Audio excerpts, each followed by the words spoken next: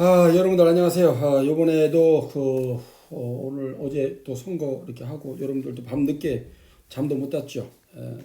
아무튼 저도 어제 밤늦게 그 봤는데 무엇이 잘 모르겠습니다. 어떻게 돌아가는지.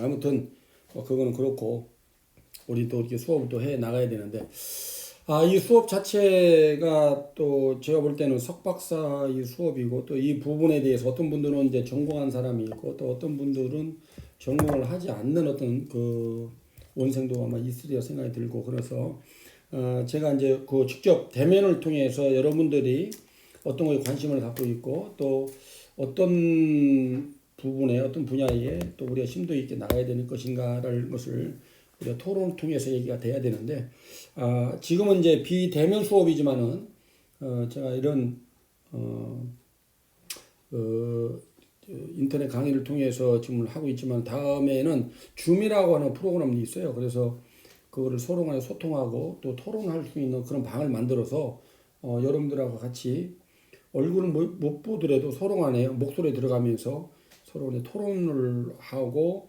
또 이렇게 대화를 할 수 있는 어떤 그러한 그 시간 한번 만들어 보도록 하겠습니다. 지난 시간에 우리가 탄수화물과 운동에 대해서 이렇게 얘기를 했고, 이제 탄수화물 중에서도 단당류, 이당류, 다당류 얘기했고, 우리가 단당류에서 포도당, 과당, 갈락토스, 또 이당류에서는 적당이라든지 자당이라든지 이런 말씀을 드렸고요. 다당류에서는 소묘소라든지 글리코겐이나 또 여러 가지 전분들 이렇게 말씀을 기본적으로 말씀드렸습니다. 이런 것들을 우리가 왜 섭취를 하냐면은 이와 같은 걸 통해서 우리가 몸에 에너지를 우리가 그 섭취를 하기 위해서고 또 우리가 이제 에너지를 우리가 만들어내고 또 사용하기 위해서 우리가 음식물을 섭취하는 것을 아니겠습니까? 그래서 여러분들 아시다시피 우리 몸에는 탄수화물이라고 하는 것을 우리 몸에 만들 수 없기 때문에 광합성 작용을 합니다. 즉 다시 얘기해서 대기 중에 어떤 CO2하고 H2O에 만나서 우리 녹색 식물의 어떤 광합성 작용을 통해서 결국 C6, H12O6라고 하는 탄수화물을 이렇게 만들어내죠. 그런 탄수화물 우리가 섭취를 통해서 우리 몸에 이제 들어오게 되는데 우리 인체를 얘기할 때는 소화, 흡수, 우리의 대사를 얘기를 합니다. 소화라고 하는 것은 음식물들이 소화관을 통과할 수 있을 정도의 최소의 어떤 단위로 분해된 상태를 우리가 소화라고 얘기를 하는데요.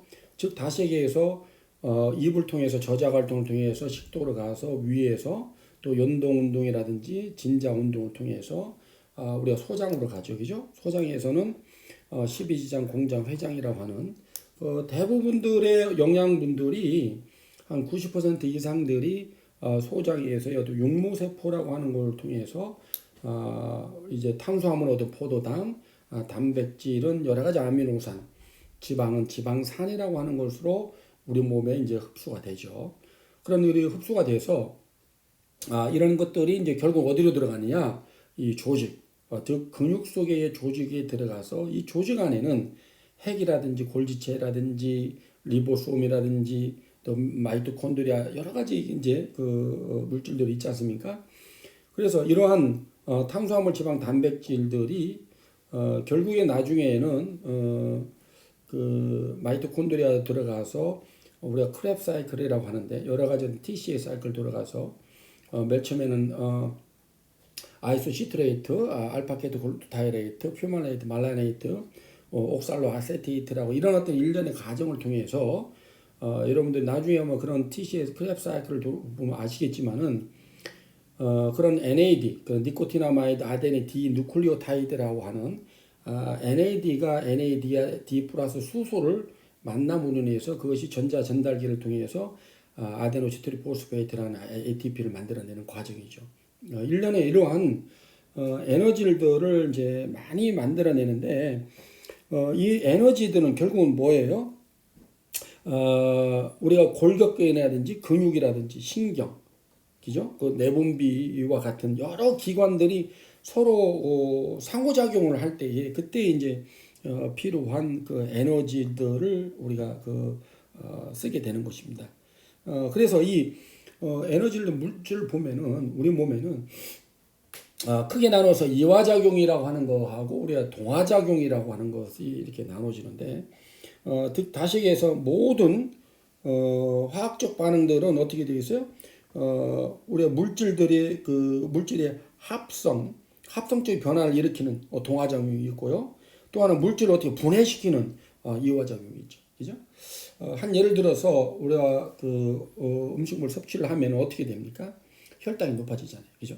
혈당이 높아지면 췌장에서의 어떤 인슐린 분비가 의해서 높아진 혈당은 간이나 근육에 의해 우리가 저장시키는 과정을 얘기하는 겁니다.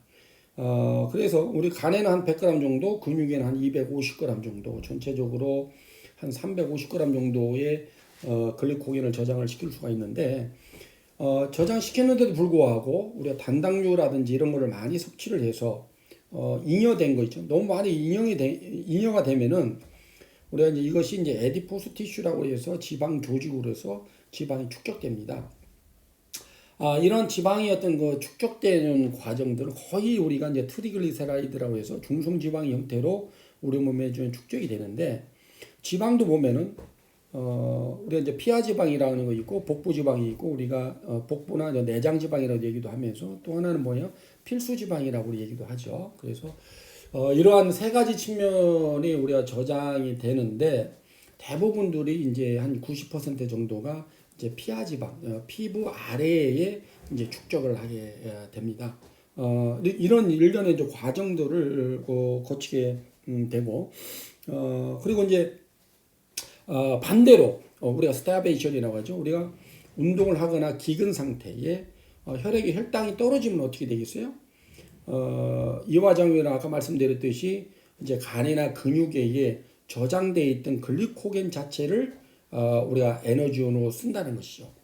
만약에 운동을 오랫동안 반복적으로 운동할 경우에는 근육에 의해 에너지도 떨어지면서 혈당이 떨어지잖아요. 그러면은 간에 있는 글리코겐을 분해를 시켜서 혈액으로 이동을 하게 됩니다. 이때는 우리의 췌장이 알파세포라고 하는 곳에서 글루카곤이라고 하는 어떤 호르몬이 분비가 돼서 이렇게 만들어지는 것이잖아요. 그죠?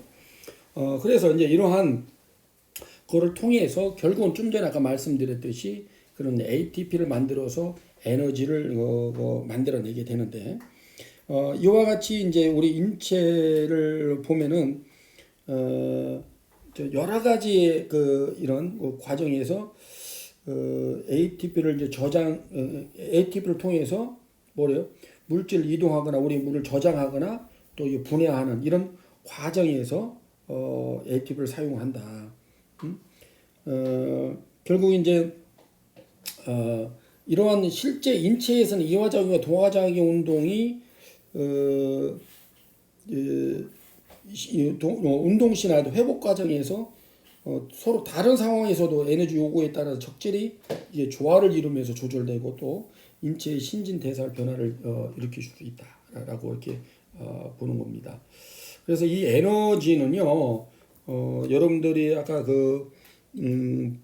보시는 바와 같이 이것이 이제 세포막을 통해서 그 에너지가 이제 능동적으로 이동하는 것이 있고 또 신경을 전도하는 거예요. 그렇죠? 머슬 컨트랙션을 어떤 시키는데 신경을 전도를 하고 근수축을 시키고 또 물질과 물질이 어떤 그런 그 다음 단계 넘어갈 때는 그냥 넘어가지 않아요. 뭐가 있어야 돼요? 엔자임이라고 하는 것이 있어요. 엔자임. 즉 다시 얘기해서 우리가 이제 그 아파트에 가면은 10층까지 가요. 10층까지 그냥 걸어서 올라가는 것이 있고 어떤 사람들은 뭐예요? 엘리베이터를 타고 올라가잖아요. 엘리베이터 타고 올라가면 쉽게 올라가잖아요.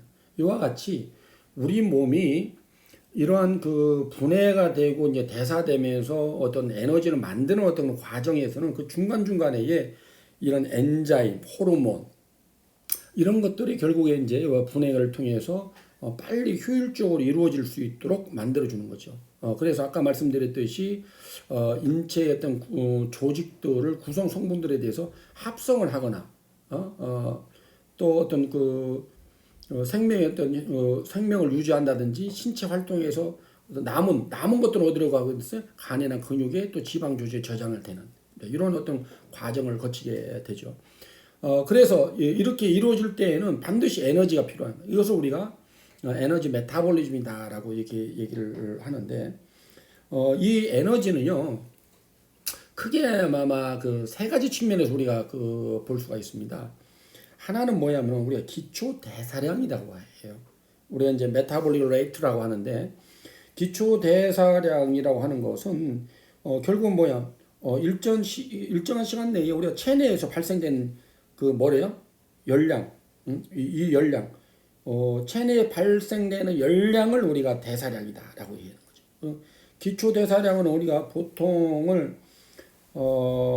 한 12시간에서 한 14시간 정도 식사 후에 그래 아침에 일어나 가지고요.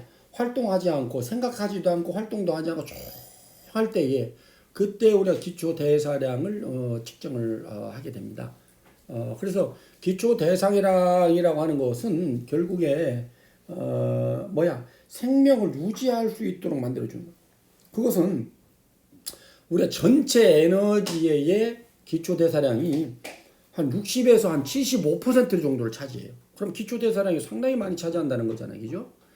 그래서 이 기초 대사량이는 뭐에 영향을 미쳐요?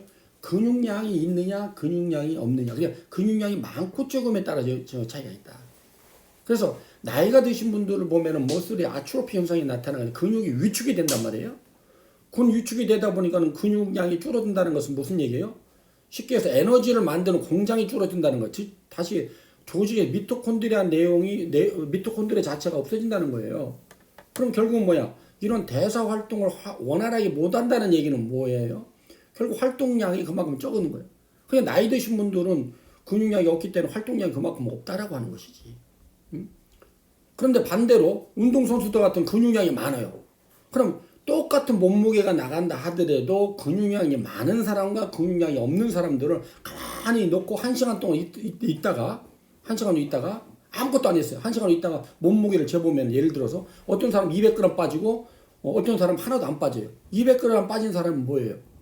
그만큼 기초 대사량, 근육량이 많아서 기초 대사량이 원활하게 돌아간다는 거예요. 그래서 이런 걸 통해서 우리 볼 때는 전체 60에서 한 75%. 우리가 이제 활동성 에너지는 보통 이제 30에서 35% 정도 에너지 써요. 우리가 이제 걷는다든지 앉는다든지 일상생활을 많이 하지 않습니까? 그럴 때에는 우리가 그 Summing Effort of Exercise라고 해서 TEE라고 해서 한 30에서 한 35% 정도 지나가는 거죠. 또 하나는 우리가 이제 열 생산은 좀 낮지만은 근육이나 다른 것보다도 음식물의 대사작용이라고 하는 것이요. 우리가 음식물을 섭취를 하면은 아까 말씀드렸듯이 이제 소화라든지 흡수라든지 대사 이런 과정을 통해서 결국 에너지가 발생이 된다라고 하는 것이지. 이런 것들이 이제 에너지가 발생이 되는데 이것은 전체의 에너지의 한 10%를 좀 차지한다라고 이렇게 볼 수가 있죠. 그래서 이렇게 보면은 음식물의 어떤 특이 동적 작용이라고 해서 specific dynamic action of food라고 이렇게 얘기를 해요. 이 얘기는 뭐냐면은 결국에는 어떤 사람들은 나는 밥을 먹질 않았는데 예를 들어서 살이 찐다 이렇게 얘기를 많이 하잖아요. 그래서 다당류의 음식 섭취, 그죠? 식이섬유라든지 다당류의 음식 섭취를 하면은 이 다당류가 결국 소화 과정을 통해서 단당류 형태로 분해가 되고 단당류가 또 이런 이제 미토콘드리아 내로 들어가서 여러 가지 어떤 메타볼리즘 대사 활동을 통해서 ATP를 만들잖아. 이런 과정에서 에너지를 쓴다라고 하는 거예요. 그 얘기는 뭐냐면 빠른 어떤 혈액에서의 어떤 그 혈당을 유입시키는 거, 혈당을 빨리 높여주는 걸 좀 저하시키죠. 서서히 당을 높이기 때문에 그 당뇨병에도 영향을 주고 효과적이잖아요, 그죠? 그리고 그 소화되는 과정에서 에너지가 소모가 되니까 체중 감량에도 효과가 있는 거지. 그런데 단당류 초콜릿이라든지 단당류 같은 경우는 소화 과정을 거치지 않고 바로 혈액으로 유입돼서 글리코겐으로 저장되고 글리코겐이 저장됐는데도 불구하고 또 단당류 형태를 들어오면 어떻게 돼요? 에디포스 티슈에서 지방 조직으로 에너지가 지방 조직으로 지방이 축적된다. 즉 다시 살이 찐다는 얘기죠. 이렇게 이제 우리가 세 가지 측면, 다시 해서 기초대사량, 활동량, 또 하나는 우리가 음식을 섭취하면서 특히 동적 작용 이런 게 세 가지 측면인데 우리가 여기에서 좀 우리가 관심 있는 어떤 그 부분들은 뭐냐 운동이라고 하는 거죠. 그래서 이 운동이라고 하는 걸 보면은 운동의 강도, 운동의 시간, 운동의 형태에 따라 가지고 에너지 어떤 공급 자체가 다르더라라고 하는 거예요. 즉 다시 해서 우리 몸은 뭐 가스가 있는데 우리 가스가 이거 휘발성이 있고 또 등유나 석유처럼 석유가 있고 뭐 경유가 있고 이런 것처럼 우리 몸에 다양한 에너지가 있다고 보면 돼요. 그래서 가스와 같은 것은 어떻게 돼요? 불 지르면 어떻게 돼요? 팍 폭발성이 있죠, 그죠? 그런데 또 하나는 경유같이 하는 거 서서히 타는 것이 있다. 그래서 여러분들 익히 아시다시피 휘발성이 있는 것들 이런 것들이 뭐냐? 이것이 이제 우리가 에너지의 어떤 좀 전에 아까 말씀드렸지만은 이거 하나 더 말씀을 드리면은 이것이 이제 우리가 이제 ATP라고 말씀드리는데 우리 에너지원에 보면은 이제 무상수성 어떤 시스템과 또 하나는 유산소 시스템. 그러니까 무상수 시스템에서는 ATP 어떤 그런 PC라고 하는 어떤 그 체계들이 있죠. 여러분들이 아시다시피 ATP 어떤 PC 시스템은 ATP 시스템 같은 경우에는 아데노신 3인산이라고 하는 거예요. 아데노신 3인산이 고인산 결합으로 이루어졌다는 거죠. 그래서 끝에가 끊어져 나감으로 인해서 여기서 에너지가 발생이 되잖아. 그 에너지 자체가 머슬을 컨트랙션 시켜주는데 역할을 한다라고 하는 거예요. 그런데 여기에서 나중에 이제 머슬 컨트랙션 시켜주는 데에 또 우리가 좀 이해를 좀 해야 될 부분들이 있는데 다음에 한번 근수축에 관련된 어떤 그런 슬라이드를 통해서 여러분들을 다시 한번 설명을 말씀드리도록 하겠습니다. 하나는 뭐냐면은 우리 신경이 전도가 될 때문에 신경의 어떤 말단에 보면은 신경 말단에 보면은 아세틸콜린이라고 하는 신경 전달 물질이 있지 않습니까? 요게 이제 우리가 클래프트라고 하는 것인데 요게 이제 마슬이고 여기 아세틸콜린이 분비가 되면은 이 신경 전달 물질을 하면은 아세틸콜린 리셉터가 여기가 있어가지고 결국 신경 전달 물질이 근육으로 들어오죠. 근육에 그럼 근육 표면에 보면은 플러스 극이고 근육 안에는 마이너스 극 있잖아요. 그 근육 세포 외에는 우리가 이제 나트륨이라고 하는 플러스 극이 많이 있고 이제 세포 내에는 클로라이드라고 하는 이런 마이너스 극들이 많단 말이에요. 그래서 이것이 플러스와 마이너스가 팽팽하게 있어. 그냥 마이너스 바깥으로 나가려고 하고 플러스는 안으로 들어오려고 하는 그런 것들이 서로 간에 팽팽하게 이루어지기 때문에 이런 안정막이라고 하는 것을 이제 이루어지죠.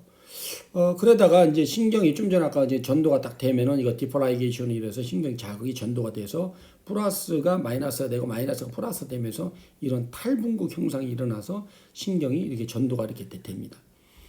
신경의 전도가 될 때에는 이것이 그냥 전도가 되는 것이 아니고 여러분들이 익히 아시다시피 이런 도약 전도를 통해서 신경이 전도가 되죠. 그래서 이 신경이 전도가 되면은 근육에 이게 보면은요. 이게 이제 근육이 신경이 이제 전도가 되면은 이게 이제 트랜스버스 튜블이라고 해서 T-튜블이라고 해서 신경이 근육 속에 이제 전도가 되면은 T-튜블에 오면은 여기에 이제 옆에 이제 SR이라고 하는 사코플라즈미 레티큘럼이라고 하는 근형질 세망이라는 곳에 여기에 칼슘들이 상당히 많이 있어요. 그래서 근형질 세망이 신경의 전도가 근형질 세망이 칼슘이 이제 분비가 되면은 근육에 보면 나중에 말씀드리겠지만은 머슬에 근육이 있고 근원섬유가 있고 근세사가 있지 않습니까? 그래서 근육에 보면은 마요신이라고 하는 곳에 이제 콩나물 머리처럼 생기는 마요신, 헤비체인이라고 있고 위에 이제 액틴이라고 하는 것이 있어요. 그래서 이러한 것들이 이제 신경이 전도되면은 칼슘이 분비가 되면은 이와 같이 마요신, 헤비체인에서의 이제 그 ATP가 발생이 되면은 신경이 전도가 되면은 ATP가 브레이크다운 되면서 에너지가 만들어내잖아요. 요 에너지가 마요신 헤비 체인에 의해 전도가 되면은 이것이 활성화가 안 됐다고 활성화가 돼요. 활성화되면서 액틴에 의해 트로포닌과 트로폰 마요신이라고 하는 여기 액틴의 세사에 붙어가지고 갈쿠리처럼 잡아당겨요. 그래서 이 갈쿠리치 잡아당기면서 근수축이 이루어진다라고 하는 거예요.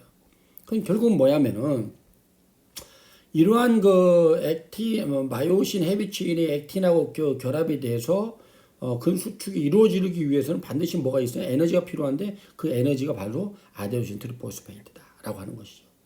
그런데 이 에너지가 크게 나눠서 이러한 그 세 가지 분류로 이렇게 나눌 수가 있어요. 그래서 이제 뒤에도 그 말씀을 나눠 드리겠지만은 이 근육 안에 우리 몸에 아데노신 트리포스페이트는 PC라고 해서 크레아틴이야. 크레아틴이라고 하는데 포스페이트라고 하는 크레아틴 포스페이트라고 하는 크레아틴 인산 이런 것들이 이제 있고 이거는 우리 근육 내에 있는 건데 이것은 몇 초 만에 이제 없어지는 거예요. 이때 발생되는 에너지를 가지고 우리가 이제 운동을 하는데 이때 운동은 한 3초에서 5초 정도 짧은 시간을 할 때 하는 거죠. 이거는 결과적으로는 글루코스라고 하는 포도당에 의해서 브레이크다운 되는 것이 아니고 우리 몸에 저장되어 있다는 거예요. 여기 젖산 시스템이라든지 산화적 시스템 이것은 여러분들 이렇게 아시다시피 이제 글루코스라고 하는 이런 것이 분해가 되면서 ATP를 만들어내는 거겠죠, 그죠? 그래서 다음에 한번 이렇게 보시면은 알겠지만은 이와 같이 이제 ATP의 어떤 그런 PC를 보면은 포스포크레아틴이 그냥 아까 말씀드린 아데노신 3인산인데 우리 몸에는 이제 ATP가 있지 않습니까? 그래서 크레아틴이라고 하는 포스포크레아틴 이게 CP라고 하고 PC라고 합니다. P하고 C하고 이제 결합되어 있는 거죠. 이렇게. 그러면 이것이 이제 고인산 반응으로 결합되어 있단 말이에요. 이것이 분해가 되면서 뭐가 생겨요? 여기 에너지가 생기는 거지. 에너지가 생기면 이 에너지가 바로 뭐야? 다시 ADP하고 PI가. 그럼 요 ADP와 PI는 뭐예요? 다시 해서 ATP라고 하는 거 ATP가 뭐예요? P가 세 개가 붙어 있고 이제 요게 이제 떨어져 나가면서 에너지를 방출해 내잖아요. 그러면 뭐야? 하나는 우리가 모노라고 하고 두 개를 D라고 하고 한 세 개를 툴이라고 하잖아요. 그래서 요게 모노 D라고 하잖아. D. 그러면 아데노신 디포스페이트란 말이에요. 아데노신 인산 하나는 뭐야? P가 떨어져 나갔잖아요. 이렇게 떨어져 나갔어요. 그럼 요거에 붙어줘야지만은 ATP가 만들어지잖아. 요 붙어주려면 저절로 붙어주는 게 아니라 에너지가 필요하단 말이에요. 이 에너지는 어디서 나오냐? P하고 C하고 결합되어 있다가 이거 떨어져 나가면서 이 에너지가 다시 ADP와 P하고 결합하도록 만들어준다는 거예요. 그래서 이 ATP를 만드는 거죠. 그러면은 이 ATP는 뭐야? 다시 ATP는 ATP하고 이게 떨어져 나갈 거 아니에요. 그럼 에너지가 방출되잖아요. 그럼 이 에너지는 뭐야? 우리가 짧은 시간에 3초에서 5초, 10초 이내에 어떤 운동을 할 때에 에너지를 쓰기도 하지만은 또 하나는 뭐예요? 다시 P하고 C하고 떨어져 나갔기 때문에 P하고 C하고 다시 결합하도록 만들 때 이 에너지가 또 필요한 거죠. 그래서 다시 PC가 만들어지는 거예요. 또 이 PC는 뭐야? 아까 말씀드렸지 P하고 C하고 또 떨어져서 에너지를 만드는 거예요. 그래서 이러한 것들이 서로 간에 떨어졌다 붙었다 하는 이런 과정을 우리가 공액 반응이다. 아니면 결합 반응이다라고 얘기를 합니다. 예? 그래서 이런 거를 통해서 우리가 이제 알 수 있는 것은 뭐냐면은 이것은 지극히 뭐야? 글루코스 포도당에서 분해된 거냐? 우리 몸에 그냥 이렇게 저장되어 있는 거죠. 그래서 이런 반응들을 일으키게 하는 것은 뭐야? 크레아틴 키나제라고. 크레아틴 키나제 같은 거. 이런 것들은 짧은 시간에 이걸 분해를 할 때 이런 엔자임들이 발달이 된다는 하는 거예요. 엔자임들이. 그래서 이런 것들이 에너지들 우리가 뭐 100m 달리기 할 때 초반에 뛰는 거라든지 발차기라든지 주먹을 뻗는다든지 넓이뛰기라든지 서전트 점프라든지 순간적으로 하는 어떤 동작들은 이런 걸 쓴다는 거죠. 그래서 우리가 100m 달리기를 한다라면 초반에 폭발적으로 힘을 낼 때는 이런 무산소성 ATP PC 시스템을 쓴다는 거죠.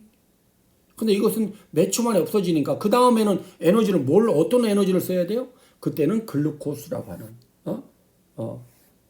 그때는 이와 같이 글리코겐이라고 하는 거가 분해가 되면서 그죠?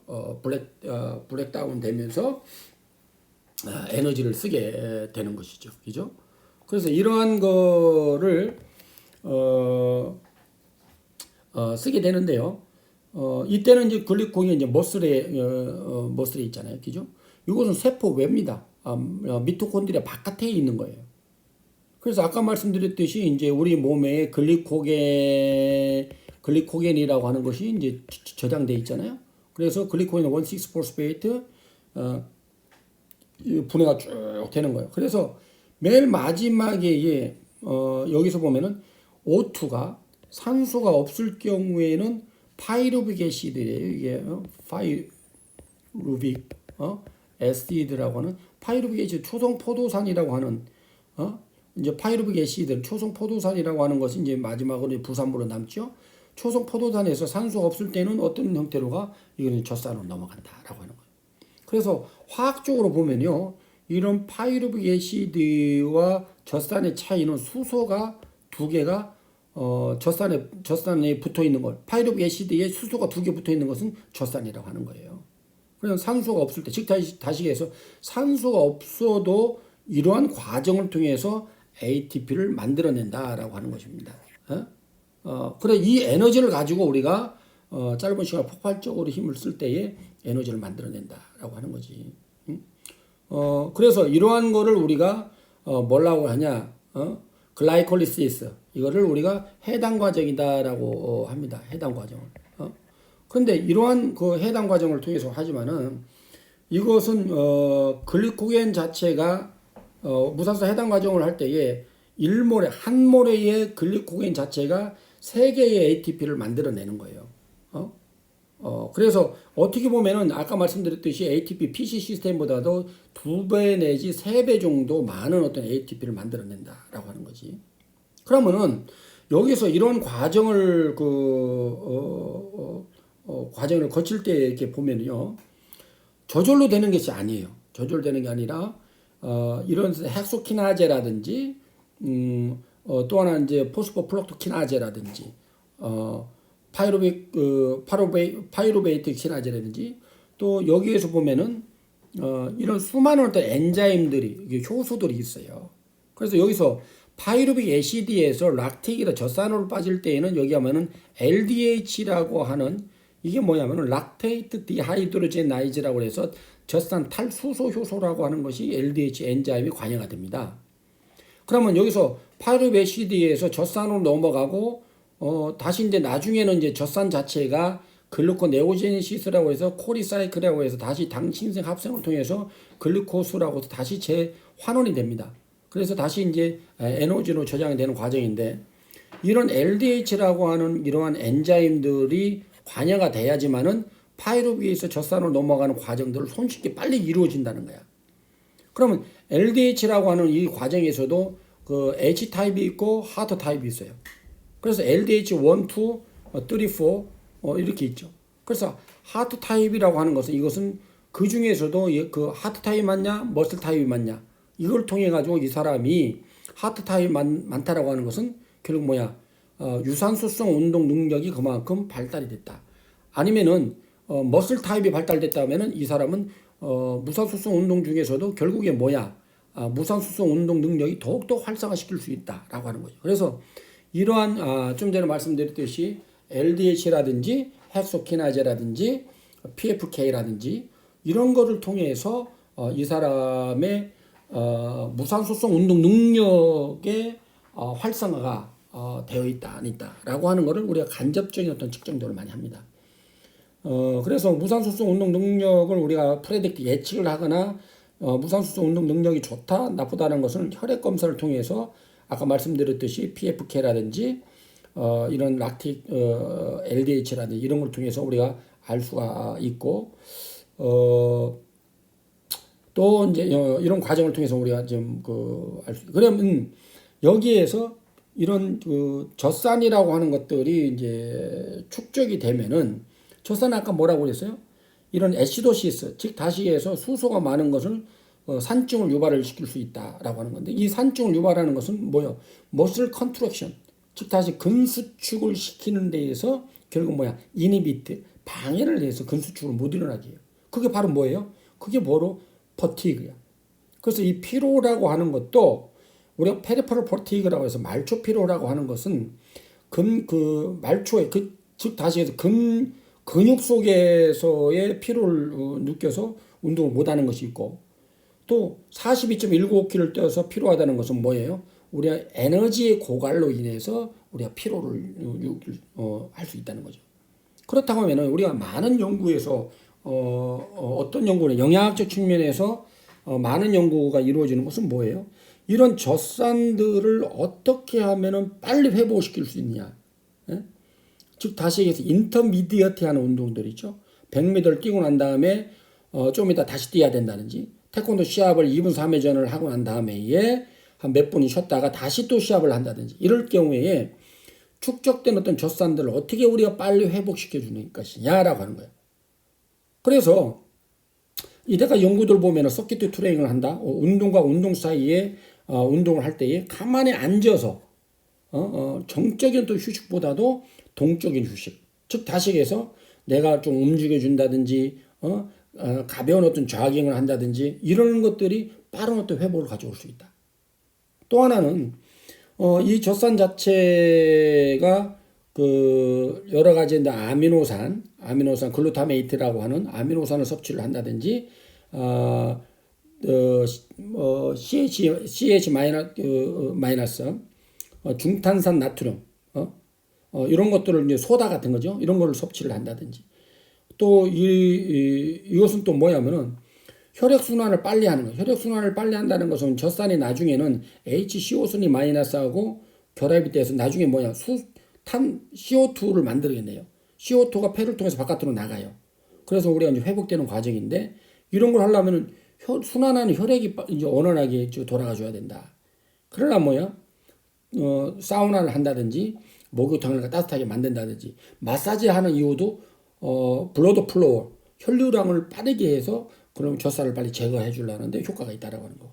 또 동적 휴식도 마찬가지. 이런 것들을 이제 통해서 젖살을 이제 빨리 제거해 주려고 하는 이런 것들이 연구들이 이제 상당히 많이 이루어진다라고 볼 수가 있습니다. 그래서 이 젖산은 보통 우리 안정치보다도 보통 한 30배에서 한 40배 정도의 젖산이 축적이 돼요. 그래서 우리가 운동을 한다는 것은 무산소성 운동의 능력이 좋다라고 하는 것은 뭐야? 젖산 축적이 많아야 되잖아요. 그래서 100m 달리기라는데 200m 달리기를 하는데 젖산 축적이 상당히 높았다라고 하는 것은 뭐야? 그만큼 이런 과정을 우리가 할 수 있는 젖산을 빠른 과정을 이 과정을 최대 피크치로 우리가 할 수 있는 능력이 있다라고 하는 거예요. 그게 뭐야? 젖산의 축적을 양이 많을 거 아니에요. 그러면서 인터벌 트레이닝이나 이런 걸 하는 이유가 뭐냐면은 결국에는 젖산 축적이 많지만은 톨러런스 즉 다시 얘기해서 우리 인체의 젖산의 어떤 내성 능력을 키워서 우리가 운동 수행 능력을 극복할 수 있는 거죠. 내성 능력을 키운다는 거. 이제 이런 어떤 훈련들을 우리가 많이 할 수가 있다라고 하는 것입니다. 그런 어떤 과정을 우리가 이제 공부하는 거고 또 이런 걸 통해서 아까 말씀드렸듯이 이제 운동 중에는 생성된 젖산 자체가 한 70% 정도는 이제 산화가 된다고. 20% 정도는 글리코겐으로 저장이 되고 한 10% 정도는 이제 아미노산으로 저장이 된다. 그래서 이 젖산이 간으로 가서 간에서 혈액에서 근육을 통해서 에너지원으로 재사용이 된다라고 하는 거죠. 그래서 이제 우리가 연구를 하다 보면은 이런 과정들이 패스웨이가 이것이 이제 잘 안 이루어진다라고 하는 것은 무산소성 운동 능력이 그만큼 떨어진다라고 하는 거예요. 이 과정이 빨리 이루어진다라고 하는 것은 그만큼 폭발적인 무산소성 운동 능력을 최대 피크로 우리가 발휘할 수 있다. 그렇게 그 운동을 발휘하기 위해서는 뭐야? 반드시 이런 과정을 거쳐야 되는데 이런 과정들이 운동을 통해서 개선시킬 수 있고 이런 운동을 통해서 활성화시킬 수 있다. 그래서 젖산을 축적도 많이 돼야 되고 또 하나는 이것을 빨리 회복할 수 있는 방법을 해줘야 되겠다. 그래서 우리가 운동이 끝나고 난 다음에 보통 이제 젖산을 락틱 애시드를 이 축적을 이 피크치가요. 피크치가 운동이 끝나고 난 다음에 보통 한 2분에서 3분. 왜냐하면 이제 셀이 이제 브렉다운이 셀이 깨지면서 다시 이제 혈액으로 나오는 그런 시간들이 걸리기 때문에 운동 끝난 다음에 이 사람이 무산소성 운동 능력 측정할 때에 이제 젖산 최고치를 할 때 보통 피크치에 운동 끝나고 난 핑거팁 손끝에서 한 혈액을 채취해야 하는데 이때 이제 운동 끝나고 난 다음에 한 3분에서 2분에서 3분 동안 피크치를 갖고 와요. 그 다음부터는 이제 뭐 6분, 9분, 12분 매 3분마다 젖산을 측정을 하는데 이때 이제 회복 능력을 보는 거지. 그래서 어떤 사람들 회복 능력이 빠르냐? 아까 말씀드렸지만 정적이냐, 동적이냐, 또 뭐를 먹었느냐, 안 먹었느냐. 그리고 이 사람이 회복 능력이 빠르냐, 회복 능력이 늦느냐. 뭐 이런 걸 통해서 이 사람의 운동 능력을 측정을 합니다. 이런 능력을 측정을 할 때에 우리가 보통 보면은 운동 같은 게 엑서사이즈 운동 측면에서 보면은 우리가 최대의 어떤 피크의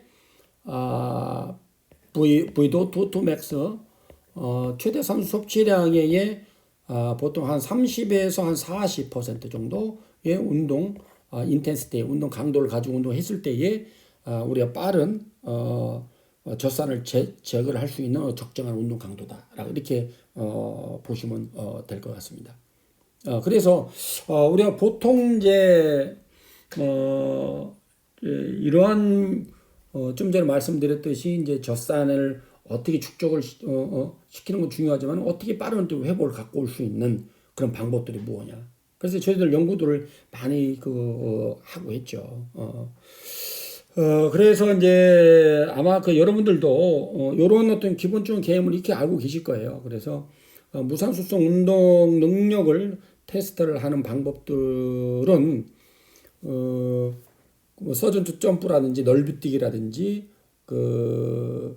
또 윙게이트 모나코 이제 바이스클 걸 이용해서 윙게이트 테스트라고 해서 슈퍼로 맥시멀 즉 다시 30초 동안에 어떠한 자전거 타는데 어떠한 일정한 레지스턴트 부하를 줘서 그거를 30초 동안에 최대 스피드로 내가 페달링을 하는 거죠. 최대 그랬을 때에 내 젖산 축적량이라든지 그때 심박수라든지 이런 거를 이제 측정하는 방법이 있고 그래서 이제 이런 거를 가지고 뭐하고 함께 봐요? 젖산 축적이라든지 아까 젖산에서 나온 여러 가지 어떤 엔자임들 이런 걸 함께 보면서 이 사람의 운동 능력이 어느 정도 되고 또 이제 끝나고 난 다음에 그런 회복기 과정에서 젖산이 얼마만큼 빨리 회복되는 것이냐 그리고 젖산 축적을 어떻게 빨리 회복하기 위한 방법들은 무엇을 섭취할 것이냐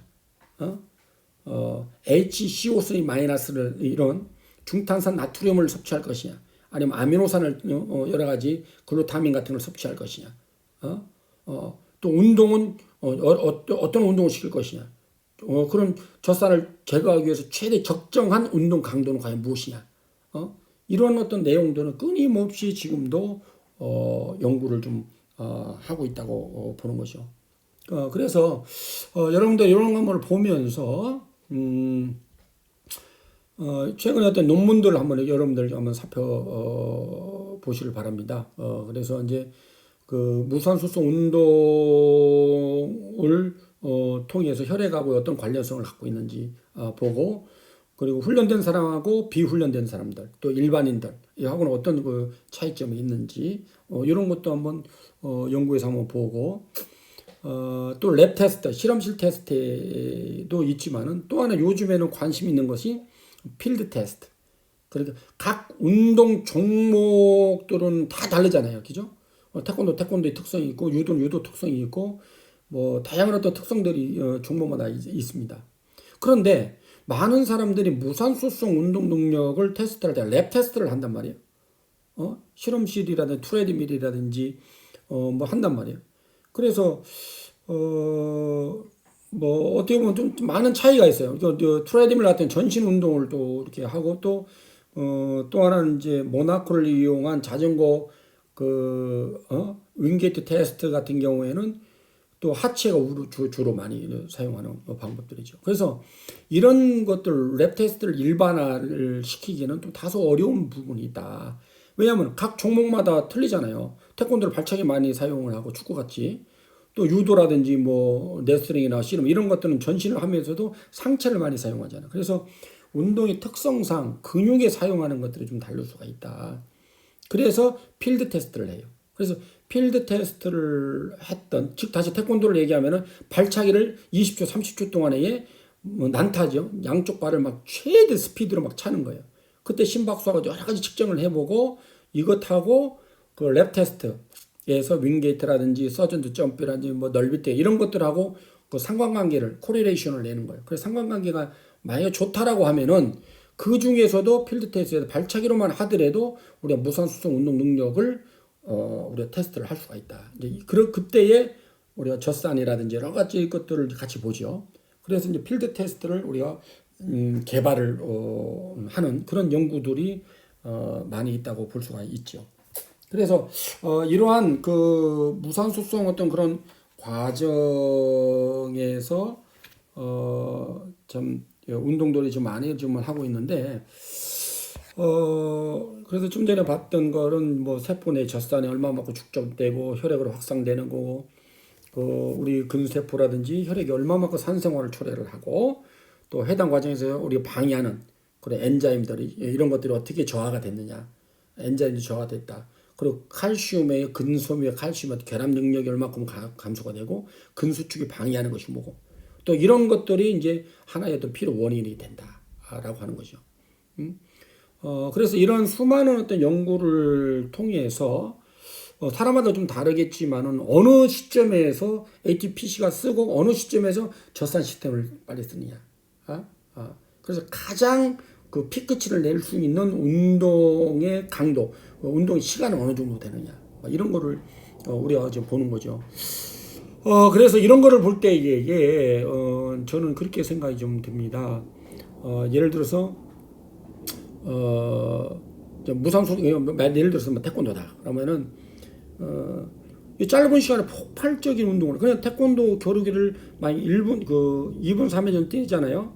시합을 끝나면 젖산을 측정을 해보면은 어느 정도 나면 9mm몰, 10mm몰까지 나와요. 어마어마하게 많은 근피로를 유발을 시킬 수 있는 그런 젖산 축적이 되는 거죠. 이렇게 많은 어떤 젖산의 축적이 된다라고 하는 것은 뭐예요? 결국 평상시 때도 운동을 할 때에 그 어네로빅 스트레스홀더 AT 그러니까 높은 강도 짧은 시간 폭발적인 운동을 통해서 그거를 반복적으로 운동을 해서 우리가 근피를 유발시키는 이런 운동을 해줘야 된다는 거죠. 낮은 강도에서 예를 들어서 최대 맥스의 80% 이런 운동을 가지고 뭐 운동장을 뭐 계속 뭐 20바퀴 30바퀴 뛴다든지 이런 다른 운동을 하다 보면 결국 어떤 현상이 나타나겠어요? 그만큼 실제 운동 효과가 없다는 거지. 경기력 향상에 도움이 되지 않는다는 거지. 그래서 이러한 어떤 그 운동의 특성에 따라서 우리 에너지 어떤 시스템을 통해서 그때의 각 종목마다 다르겠지만은 그때 필요한 운동의 트레이닝 방법들을 우리가 모색할 필요가 있다라고 하는 거죠. 그래 이런 연구들을 지금도 끊임없이 어떤 프로그램을 개발을 하는 데에 연구들이 좀 많이 좀 이루어지고 있다는 거죠. 그래서 이제 우리가 이제 전체적으로 우리가 종합을 해보면은 첫째는 먼저 이제 소화되고 흡수되고 대사되는 어떤 그런 과정을 좀 이해를 하실 필요가 있고 그 에너지 중에서도 ATP 익히 우리가 이제 뭐 학부 때도 배우고 여러분들 익히 이제 그 익숙한 어떤 내용들이지만은 실질적으로 ATP, PC라든지 이런 것들이 어떻게 이루어지는가? 우리 인체 내에서 젖산 시스템을 통해서 에너지가 축적이 되죠. 젖산 축적되지만 축적되는 과정에서 여러 가지 엔자임들이 이런 것들이 이제 반응이 되고 젖산이 축적되면은 이 축적된 것이 다시 에너지로 재환원도 되고 또 이런 과정에서 어떤 방법으로 이 젖산을 빨리 어떤 그런 회복을 할 수 있는 방법들이 과연 무엇인지 이런 연구들이 이루어지고 거기에 따라서 운동 강도가 다양한 운동 강도를 통해서 가장 적정한 best way 이런 젖산을 이제 우리가 그 제거라든지 빠른 회복을 가져올 수 있는 그런 방법들을 찾는 거였죠. 이런 것들이 상당히 중요한 어떤 부분. 이것이 경기력 향상에도 영향을 미친다라고 할 수 있는 거예요. 그래서 여러분들이 아마 이런 내용을 가지고 연구를 한번 그 다음 시간 논문을 통해서 리뷰를 한번 해봤으면 좋겠습니다. 그래서 논문에도 보면 혈액을 하는 방법도 있고, 아니면 운동 끝나고 난 다음에 바이옵시 다시 근육을 떼어내서 근육을 그 나이트로젠이라고 해서 결국에 액화질소에 바로 올려서 그 얼렸던 그 근육 안에 여러 가지가 많이 있지 않습니까? 그걸 호모지네이션이라고 해서 근육을 갈아 가지고 그럼 뭐 여러 가지 그 안에 있는 거를 우리가 분석을 하죠. 바로 왜요? 젖산 자체 혈액으로 나오는 거냐 바로 근육 속에 있는 거기 때문에 이런 연구를 통해서 이루어지고요. 또 이런 것들이 좀 더 연결이 된다라고 하면은 뭐 어떤 것이 있냐면은 어떤 사람들은 근육 타입하고도 관계가 되죠, 그죠? 우리가 타입 1, 타입 1이라고 하는 것은 뭐 ST 섬유라고 하죠. 뭐 우리 타입 2 같은 거지. 타입 2에서도 타입 2A, 타입 2B가 있지 않습니까? 그래서 이거는 옥시데이티브한 그런 산화적인 거. 그러니까 유산소성 어떤 시스템에서 서서히 수축하는 어떤 서근이 관련된 거고, 이거는 타입 2나 패스트 트위치라는 거를 얘기할 수 있잖아요. 타입 1, 타입 2A, 타입 2B가 있죠. 이런 것들 어떤 트랜스포테이션이 트랜스가 되잖아요. 운동을 통해서 변하는 것이 있고 유전적인 어떤 요인들이 있기 때문에 이런 것들을 통해서도 결국에는 예전에 운동을 할 때 타입 1, 타입 2가 있으면은 타입 2에 가는 신경을 타입 1에 가버리고 타입 1에 가는 그거를 타입 2에다 그 신경을 이노베이션 크로스브리지를 하는 거예요. 그랬을 때에 이것이 타입 1으로 변하는가, 이것이 타입 2로 변하는가, 이런 연구들이 많이 이루어지고 있는데, 결국 이러한 이제 또 결국에는 유전적으로 이제 타입에서 어떤 타입의 마슬에서 이루어지는 것이냐라고 하는 거죠. 뭐 이런 것들도 우리가 한번 같이 연구가 이제 이루어진다는 걸 우리가 볼 수가 있습니다. 아무튼 오늘 좀 에너지 관련돼서 또 무산소성 운동 관련돼서 얘기를 말씀드렸지만은 이 에너지는 운동하고 매우 밀접한 관련이 있다. 즉 인텐시티와 듀레이션과 프리퀀시 또 어떤 운동 타입에 따라서 이 에너지 어떤 서프라이가 상당히 달라지기 때문에 이거를 여러분들이 좀 더 관심 갖고 또 연구가 어떻게 이루어지고 있는지를 우리가 좀 살펴볼 필요가 있겠다라고 생각이 듭니다. 다음 시간에 또 우리가 이어서 또 수업을 하도록 하겠습니다. 아무튼 여러분들 그 다음 시간 오실 때에 그런 어떤 서치를 한번 요거에 관련된 어떤 연구 논문들을 한번 보시고 다시 저희하고 같이 디스커션을 할 수 있도록 그렇게 하겠습니다. 예, 감사합니다. 수고했습니다.